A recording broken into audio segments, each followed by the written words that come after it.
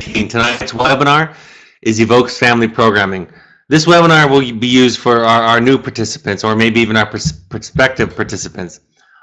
So what I'd like from our current alumni attendees this evening is I'd like you to submit any questions or thoughts you have about our programming.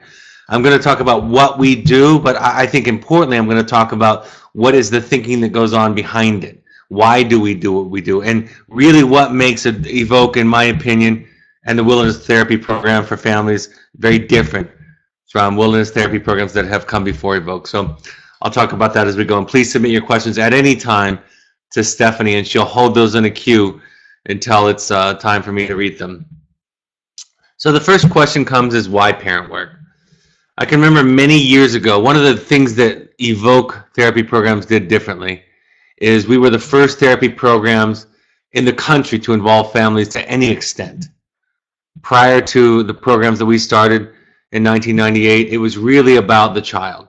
You brought the child into the program, you provided the families with a half-an-hour phone call a week, and there was virtually no other support except for a graduation ceremony at the end of the program.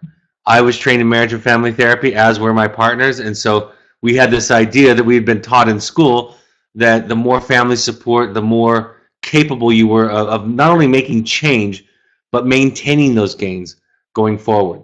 So from day one, we started to invite the families, involve the families in the field experience and on satellite phone calls and more than one visit to the field. And we even saw a benefit very early on of parents participating in the field for the other children, for the other students and clients that were in the field. And so since so much of my work is teaching and educating parents, at one point when I was talking to parents, trying to diminish the amount of blame and shame that parents feel, one father wisely asked me, he said, "Brad, you constantly talk about not blaming the parents. And in the next breath, you talk about the family work that needs to be done. So how can both of those things be true?" And I thought it was an excellent question, and I have developed, of course, over the last 20 years since I was asked that, I've developed a few aspects to that answer. My first answer back then was, if you make the changes you need to, you'll participate in your child's life going forward.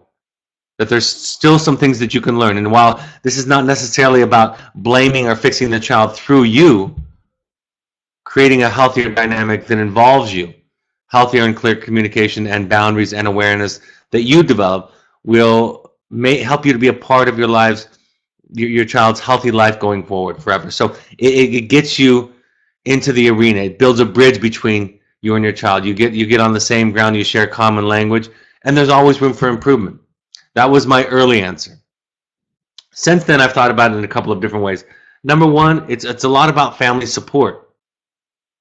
I'll talk about this as I go on tonight, but when I talk about family work, family teaching, parent coaching, in a lot of ways I'm talking about support. You know, in order to provide the support that you need to provide for your child going forward, you need support.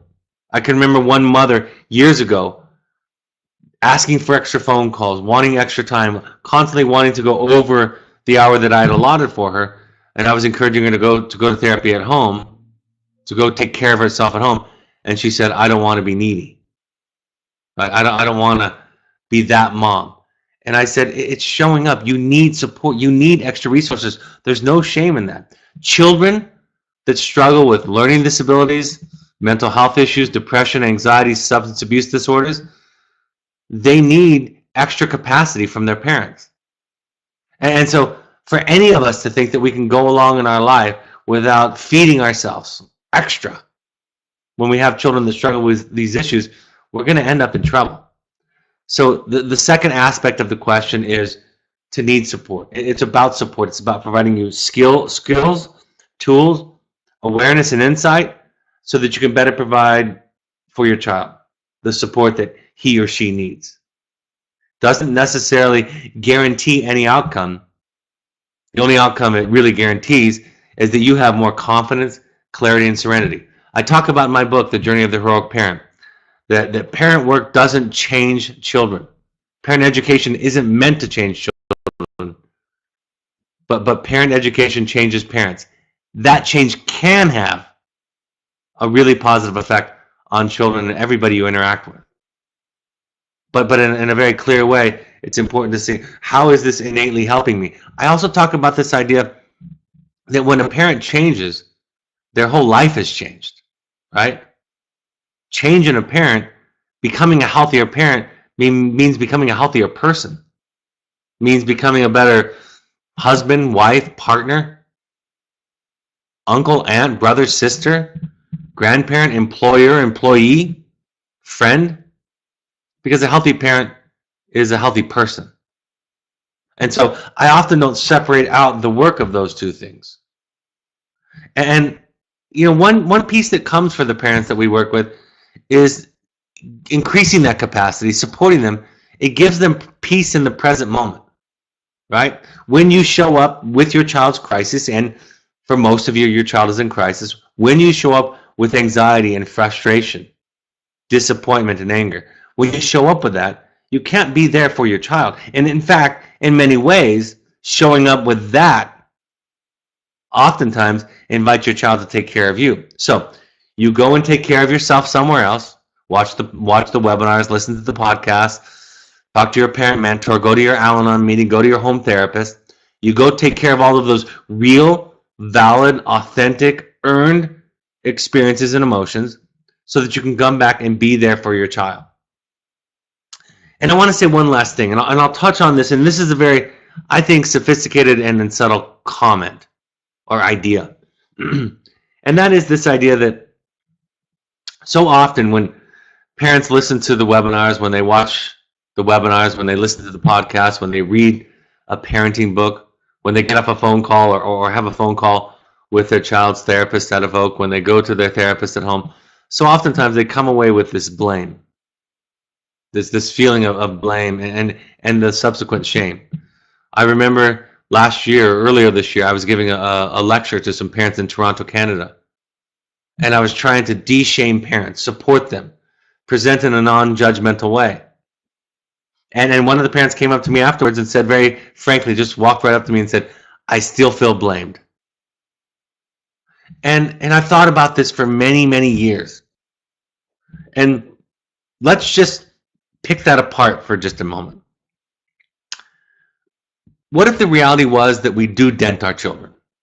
Denting our children is different than causing them to have a substance abuse disorder or causing their depression. But what if, because of our humanness, we dent our children, we affect them? Right? What if that's true? Then what ought we to do about that? Should we lock ourselves in jail? Should we have ourselves beheaded or punished or beaten? Or can we work on ourselves? I think an interesting aspect of the blame-shame dynamic is we can take responsibility. We can. Part of my work as a father has been in the last 25 years to realize I do have a harmful, hurtful, negative effect on my children. That doesn't make me responsible for how they deal with it, but it does make me accountable for what I'm doing. Much like in the book, that I quote in my book, The Anatomy of Peace, where the two parents leaving a parent meeting for the first day are going into the hotel room, and the wife says to the husband, I feel so badly. And the husband, in an effort to support her and feeling a bit of his own defensiveness, says, sweetheart, you didn't put any drugs in our son's mouth. That wasn't your responsibility. And she looked very compassionately toward him and very clearly and said, you misunderstand completely. I don't feel bad for what our son did. I feel bad for what I did. And so learning to take on responsibility and accountability without taking on responsibility and accountability for things that we haven't done, for things that are outside of our control. The reason that so many of us are then burdened and laden with guilt when we consider the possibility that we hurt people.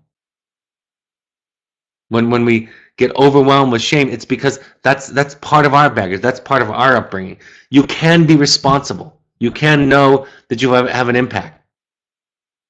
And it doesn't necessarily have to come with a lot of shame. So I've evolved that answer over the last couple of decades to help parents say, take responsibility. Yes, you can do better. You can listen better.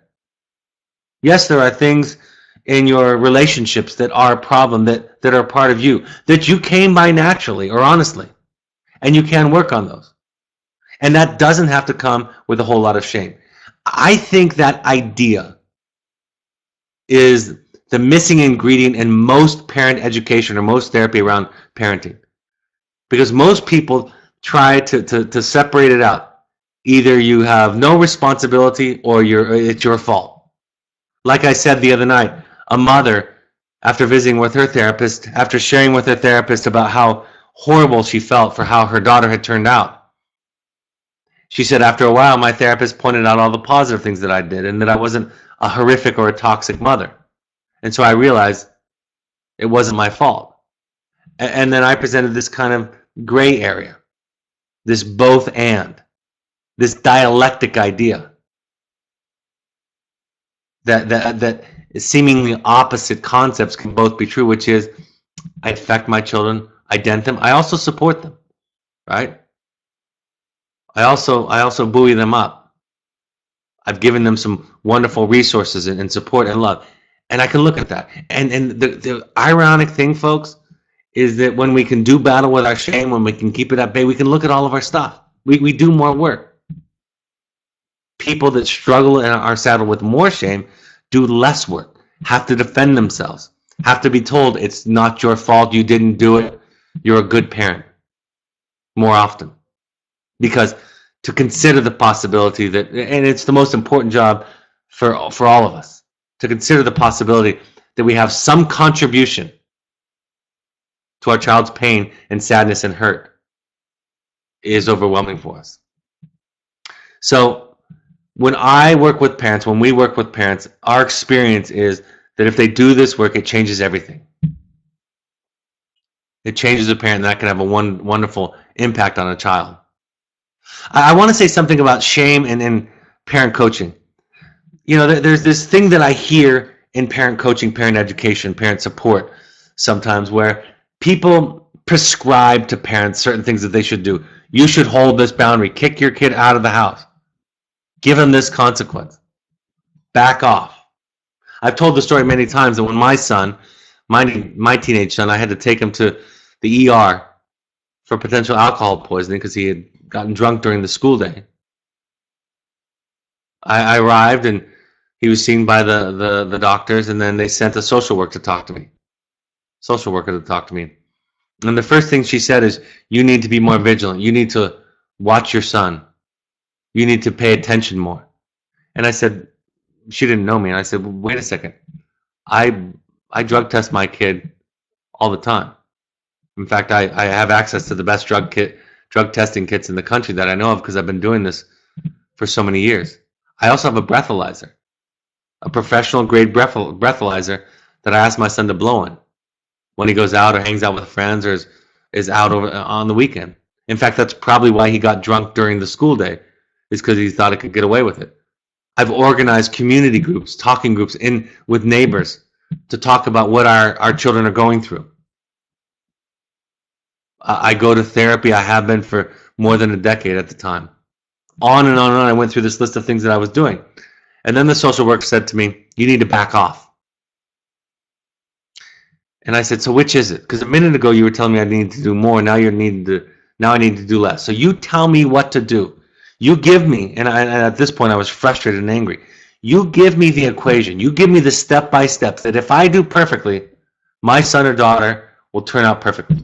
Because you know what? I'm a parent educator. I run a program. I'm a wilderness therapist. And when you give that list to me, I'm going to gladly give it to all of my parents. She apologized, of course. She got one thing right in that. And that was, there was a part of me thought that I can control it one way or the other. So the control came through. But the point that I wanted to make with that story is this idea that when therapists give you a prescription, when they give you an assignment, a recommendation, and the implication is, if you do this, it's guaranteed to work. It's really just shaming you in a very clinical and sophisticated way. So Our work at Evoke is to help you understand the question, the principles involved, right? It's learning to throw a ball without trying to aim it. And ironically, when you throw a ball without trying to aim it and you trust your throw, you become more accurate. I think all of us can relate to an activity where getting tense and anxious, afraid of outcomes, causes us to lose our capacity, our skill. But practice and awareness and execution with a great deal of trust increase our capacity and our efficiency in a certain task. It happens in sports, music, art. Fear is the enemy of art. There's a great story that I read in a book called Art and Fear, where the professor in the ceramics course divided the class on the first day of class into two groups. This side of the room, this side of the class, were going to be graded only on the quantity of their finished pieces. So literally, the professor was going to put all of the finished art, all of the finished ceramics on a scale and grade them accordingly. On the other side of the room, they were all going to be graded on one piece, one finished piece. And so the semester went on, and at the end of the semester, this professor graded accordingly. And the professor made this observation, which I think is profound. The observation was that all of the greatest pieces of art were in the group that was graded on bulk, whereas the group that was graded on one piece was a poor quality. The conclusion that the professor came up with was that when people were free, not afraid, right? Just free to act and create, that they did well. When people were afraid or tense and there was that pressure on them, they did worse. My son, who's an art student in college, his professor walked up behind him and observed that he was marking his canvas tentatively. And after a moment, she asked him, "What are you doing?" And he said, I'm really happy with the piece so far, but I'm afraid I'm going to ruin it." And then the professor said to him, "Now your assignment is to ruin this. Keep painting until you ruin it." And she was aware that fear is the enemy of creativity. In sports, it's the enemy of effectiveness and talent. Music, art. You think about giving a public speech when you're afraid. Sure, a little bit of anxiety can be motivating, but anything more than a little can be overwhelming. The same goes true in parenting. That's why it's our job to manage and take care of our anxiety, so that when we're parenting, we're coming forward with our best self. Most people in therapy, let alone parent education, are busy asking the question, what do I do? Right? And I talk about this in my book. This is the foundation of my book. That's not the right question to ask. The right question to ask is, who am I? What's my truth? What am I hoping for? What's my long-term goal? Who is my child? What's their problem? What's their relationship? Those kinds of questions. A parent coach, a therapist that can help you go through those kinds of questions then provides you with a long-term aspect of support, which is you become the expert. You learn the right question to ask. Because it's not about what you do. I talk about it in my book, this example of a parent who was asked by their son to bring out cigarettes at the end of the program. They were over 21. They were going to a program where smoking was allowed. And they said, "What should I do?" And it's a longer story than that, but I basically said, look, I can imagine you coming out with the cigarettes, handing them over to your child and saying, "I'm not responsible for your smoking. You know how I feel about smoking, but it's not my job." I could also imagine you showing up at his transition and saying, "I'm not responsible for your smoking. I can't control it, but I'm not going to participate in bringing it to you." Either way works. Because the fact of the matter is, if we think it's our job to engineer a situation that guarantees outcomes, we can't get it right. On the contrary, if we come from a place of authenticity, curiosity, patience, awareness, confidence, right? That comes from all of that, serenity, surrender. I could go on and on. It's impossible to get it wrong, no matter what you do. And the action doesn't define the effectiveness of the parent. That's what we learn in Al-Anon and Codependence Anonymous and Families Anonymous. These are groups that are set up. These are set up for people who have family members that are self-sabotaging, that are alcoholics and drug addicts, that chronically can't get it right. And so what do they learn? They learn to focus on themselves, on their side of the street, on what they can change. And yes, that change in them is more positively impactful, but it falls just short of cause and effect. So we teach you to explore the thinking. We don't blame you, because you can set a boundary. You can kick your drug addicted kid out of the home and he can die. And you can keep him in the home and give him chance after chance after chance after chance, and he can die. So if you think you got to get it right so that he'll be okay, we haven't done anything for you. We've just sharpened your defenses. So understanding and asking yourself about motives and goals. Yes, there are skills and tools, but they can only be effectively used in the context of the kind of awareness that we talk and that we teach about at Evoke. Let's talk about some of the things we do, and then I'll talk about some more principles. Of course, these webinars are broadcast. We try to broadcast them twice weekly. They're live, so you can ask questions, make comments. You have a lifetime membership to the webinars. So as long as we're doing this, as long as I'm alive and doing these, you have a lifetime membership. And we have families that attend from 5-10 years ago. We have about 150 archived webinars. That will continue to build. Variety of topics. We're open to suggestions, topics or questions. These webinars are also available on podcasts. So I'm recording it right now. So when we're done with the webinar, it takes me a little bit of time, but I convert them into a podcast, and they're available the next day on the podcast app on an iPhone or on the SoundCloud app on an Android device. So you can listen to those on your mobile devices when you're running, driving in the car, riding the train. We have parent coordinators. Those are folks in the office that are specifically assigned to you, that you can call for any of your daily questions and guidance, navigating the portal, assignments, letter writing, birthdays, other aspects and logistics around visits and so forth. We have parent mentors.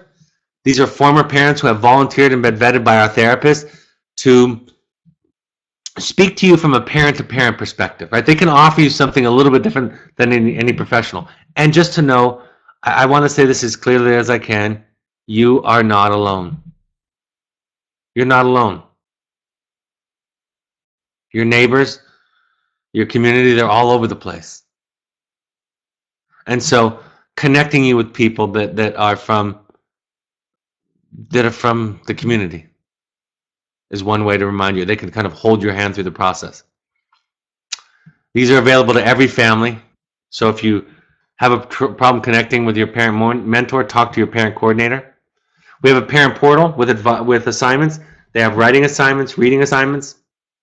Also on the parent portal, there are group journals. The letters will be posted. Pictures can be posted there. Sometimes pictures are sent directly to you. Sometimes they're posted on the portal. So the parent portal is a vast array of resources, and each week new assignments come up. And therapists have the ability to tailor those to you and to change those. But that's kind of our core curriculum.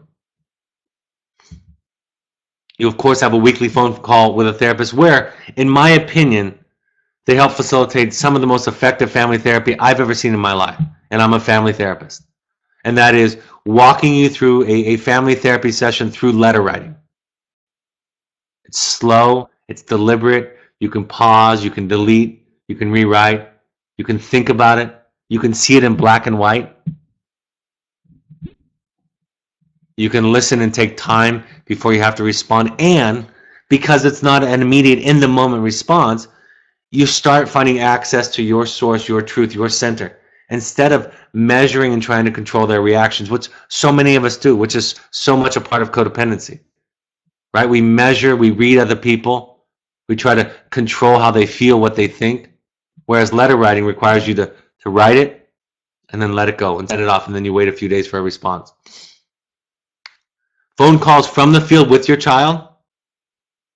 You know, when we first started doing phone calls, at first we thought of it like, this is all about earning it. This is all about when they get to a certain point, and phone calls happen in the early days toward the end of the program. But it was good practice. Now, it's part of the work, right? It's part of the mid-program work. We definitely want to get to a place where they're not going to use the phone call to just beat you up like they were at home, right? That's already been done. That's why they're here.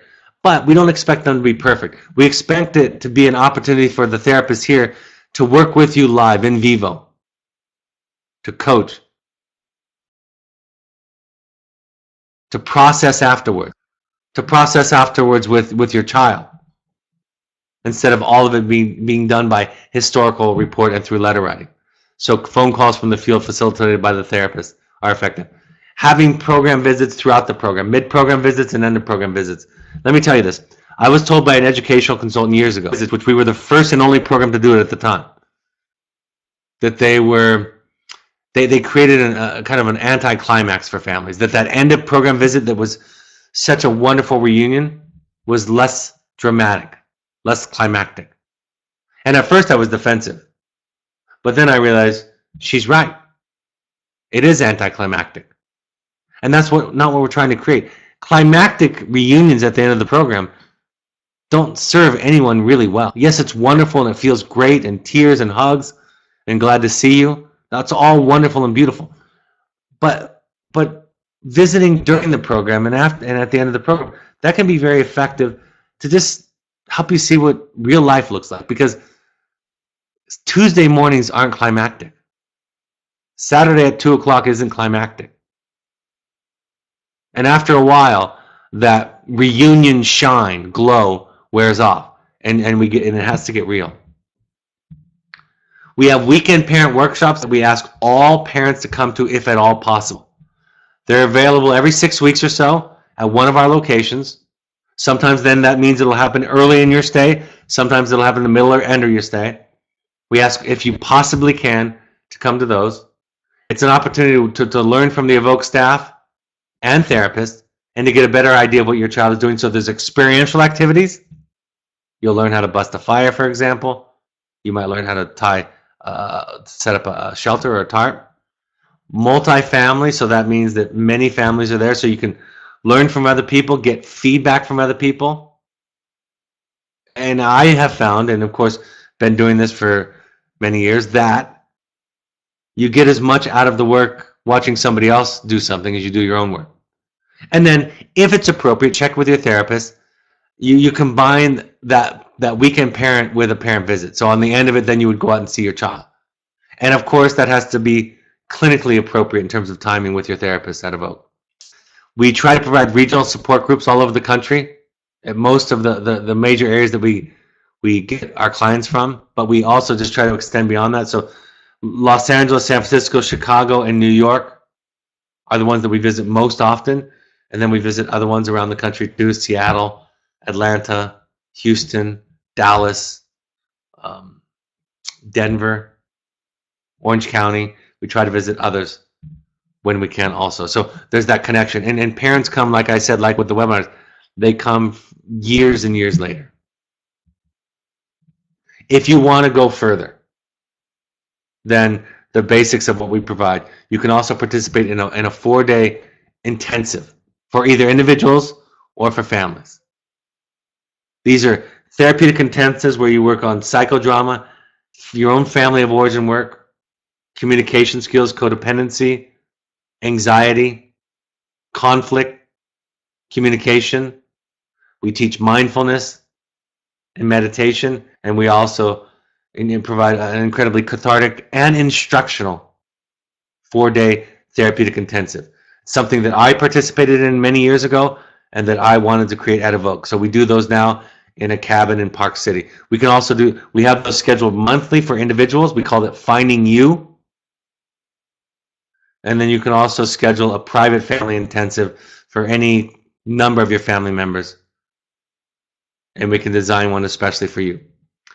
Parent coaching is available. That's telecoaching before and after Evoke. So our master's level and PhD level therapists can do the same kind of parent coaching that you got during the program, after the program, or before the program, depending upon where you are. So you can maintain that. That's available, of course, as an add-on. We ask you to go to Al-Anon, CODA, or Families Anonymous. That's a free service that we don't run, but you can go to the websites. I'll talk about that again at the end. And then, of course, we ask you to go to a home therapist. So what's the difference at Evoke? Part of it is the comprehensive offering. That's a part of it. Part of it is that there's a depth to it, that it's not cookie cutter. It's not a step-by-step. We go beyond what should I do to the important questions. And I will tell you this, it's not often that a therapist will help you process and learn how to think about the question. The therapist that gives simple advice and simple directives without understanding the concepts, the motivations, the relationships beneath all of that isn't providing the Evoke difference. Wilderness therapy then and now, in the early days, like I said, none of this was available. It was not a family program. We're still the only program that I know of that offers webinars and podcasts at this level and some of the other services. But it was something that we thought, we saw wilderness therapy as effective before we started our program. Maintaining the gains is the thing. Maintaining the changes.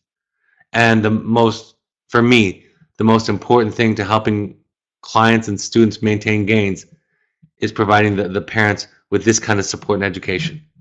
Because we don't want to inadvertently, and we do this as parents, we don't want to inadvertently reinforce things that we don't want to see continue. We don't want to be a part of a negative process and dynamic. Right? We don't want to participate in the pathology. We don't want to dance with it. So getting out of it, changing ourselves, is the best contribution that we can maintain, and that's a lifelong process. It's a smorgasbord. It's a lot. It's like getting a drink from a fire hose. And we recognize that. We don't want to overload you. We want to provide you with as much as possible, but not to be overwhelmed. So you can talk to your therapist about that. I get the question all the time, what is your work? Your work is to figure out, I think a lot of us know what to do, but we don't necessarily do it. And so the work in therapy is that space in between, I think I know what to do, and I'm not able to do it or willing to do it. And our work is inside of ourselves, right? To do our own work, to look at our own family of origin. If you have any question about that, watch or listen to the webinars, the broadcast on Parenting from the Inside Out. Read the book Parenting from the Inside Out. Read The Journey of the Heroic Parent, of course. Read Alice Miller's book or listen to the podcast on The Drama of the Gifted Child.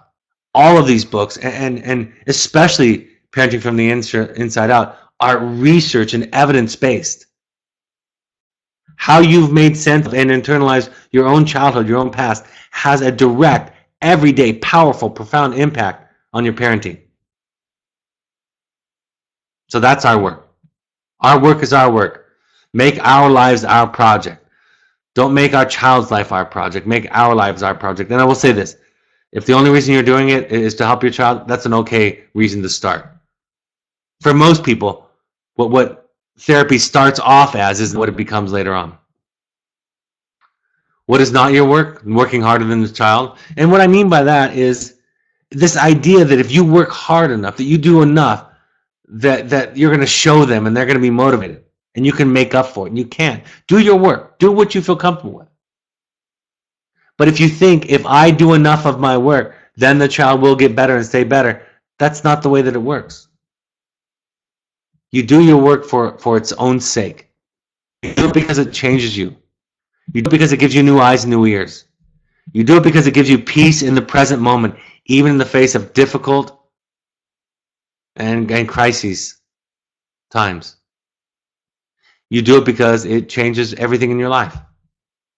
And if you're new to the program, give it some time. I have so many people say to me, I don't know what you're talking about. You don't make sense. Some people even say they don't like me.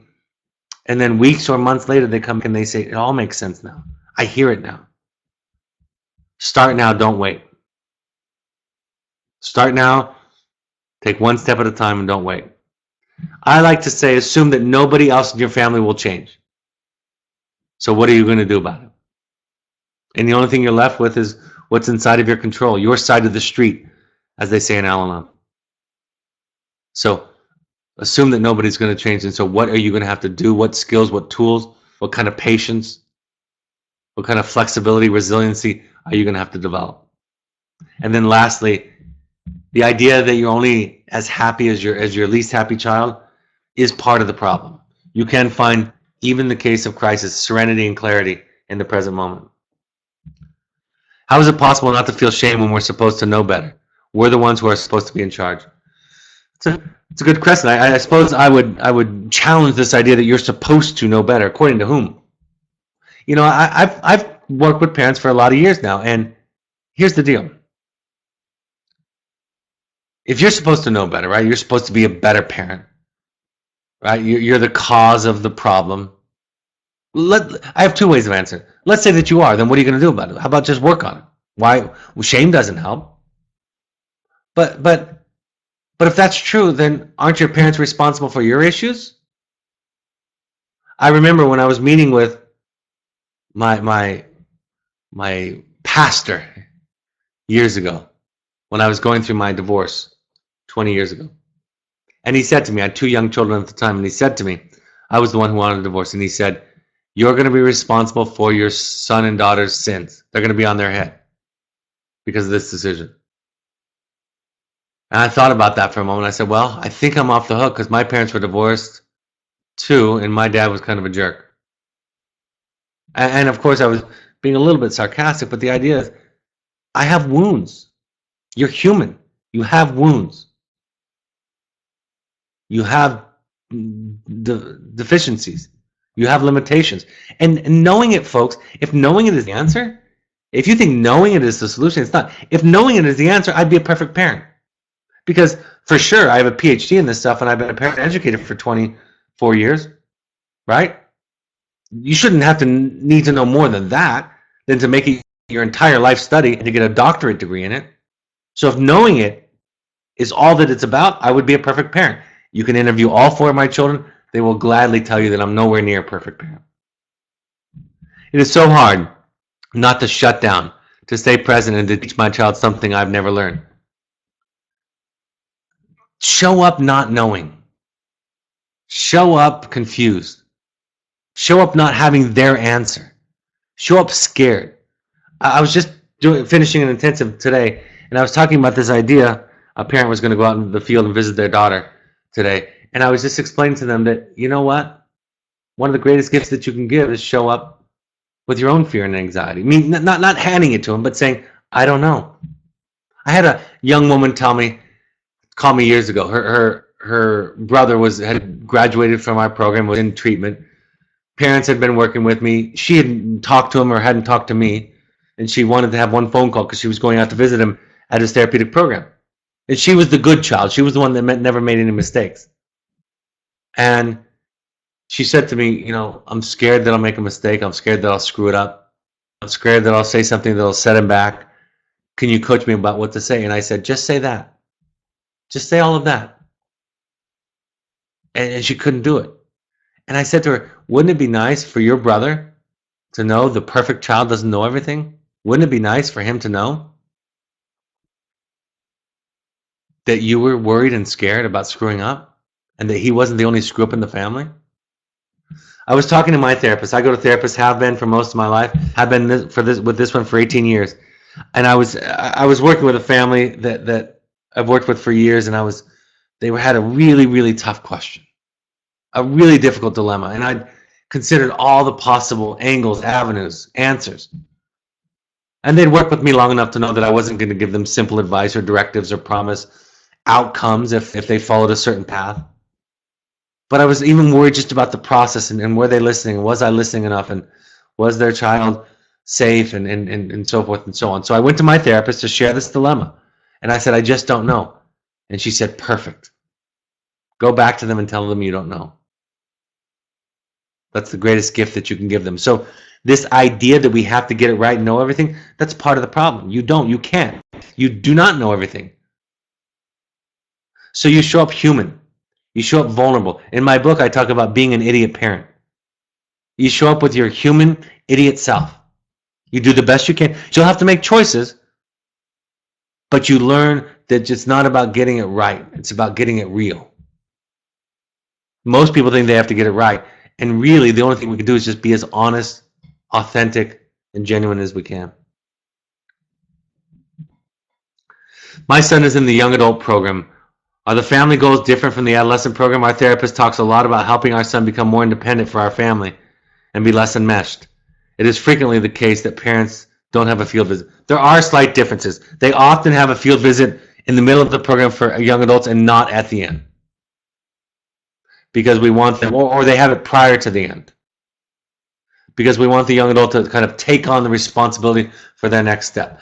There are many core principles that are the same. There are some logistical decisions that are different, but becoming less enmeshed is not positive by definition. Enmeshment, by definition, is not healthy. So we're working to help all parents become less enmeshed. I talk about this in the book in terms of healthy attachment and detachment. We talk about, in recovery, we talk about healthy detachment, being detached in a healthy way from your child. That's less than meshed. What I figured out years ago was that attachment, healthy attachment, is synonymous to healthy detachment. It doesn't feel like that, but it is. And so a healthy relationship is the same with, I have young children, I have adult children, I have a wife, of course. And the fact of the matter is the core principles of relationship and enmeshment are true across all of my relationships.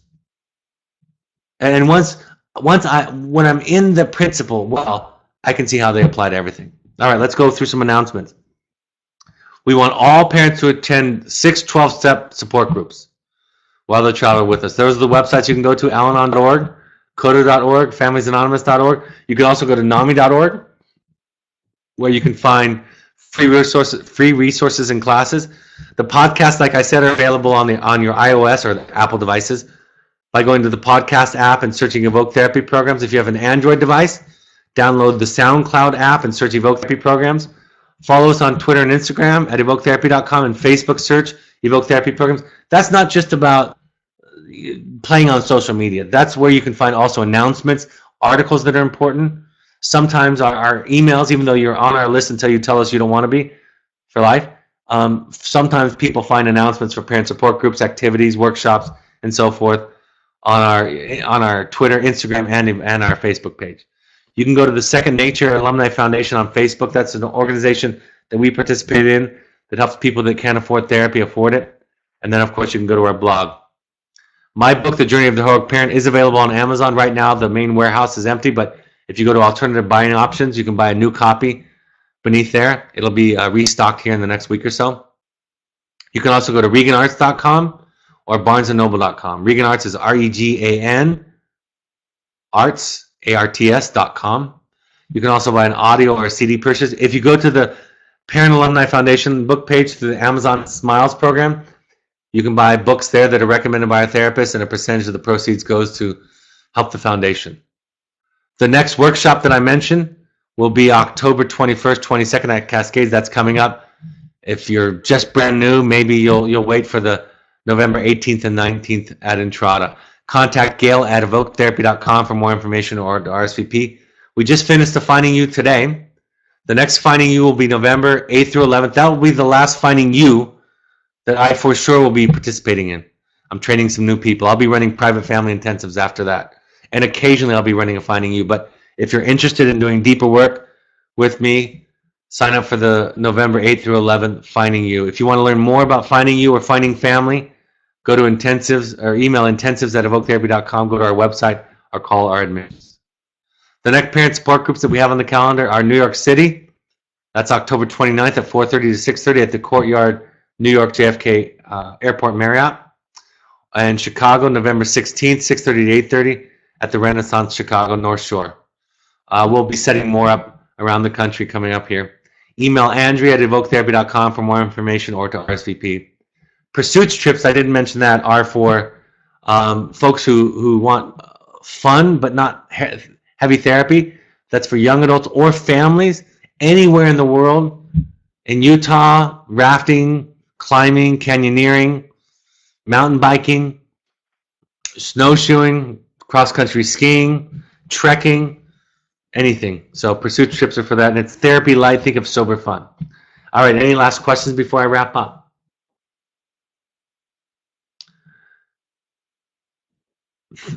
Thank you for what you said early in the discussion. We talked with my son's therapist today, and I had an aha moment that I contributed to my son's problems. I may walk the fine line of helpful and helicopter mom. We all do, by the way. But hearing you say, I shouldn't feel shame or guilt for this. I can't control how he reacts. I can only control myself. Thank you. Folks, we're in this together. You're not alone. Nobody's perfect. If somebody tells you they are, they have all the answers, that social worker I told you the story about, walk away slowly. If somebody tells you they have the guarantee that if you follow these steps, everything will be okay, walk away slowly. This is all of our work. And what's going to connect us is not our perfectionism, not our glowing wonderfulness. It's going to be, in many cases, our pain, our difficulty, our struggle. That's what's going to connect us. Thank you, folks. Thank you for joining us tonight. I'll do the next webinar on Monday. We'll come out with the subject tomorrow. Have a great and safe weekend. Hope this is a helpful point of contact. Take care. Bye-bye.